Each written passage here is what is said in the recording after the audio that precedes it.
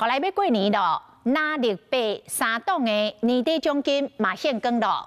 民进党真固定拢是发1.5个月，国民党已经连续9档无发现金，是发礼券。今年礼券的金额加码到1万块。那民众党本来敢若要发1个月，比去年减0.5个月。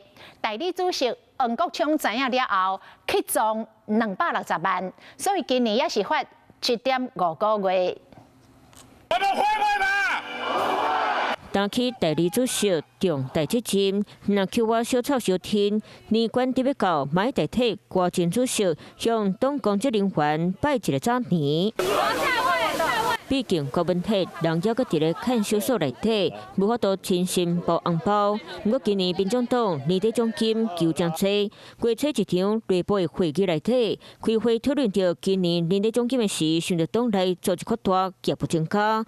加上各地常常有街路宣讲的行动，为着这开销，决定今年年底奖金敢若1个月，比去年减半个月。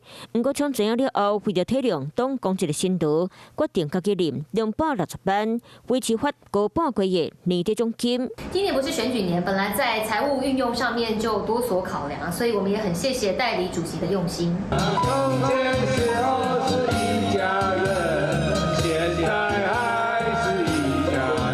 民进党年底奖金拢固定发高半个月，国民党已经小连续9年无年底奖金，不过会比对去年用礼券红包代替，今年的金额加码到1万块，那就被表示伫咧抢年底奖金，希望互党工欢喜过年。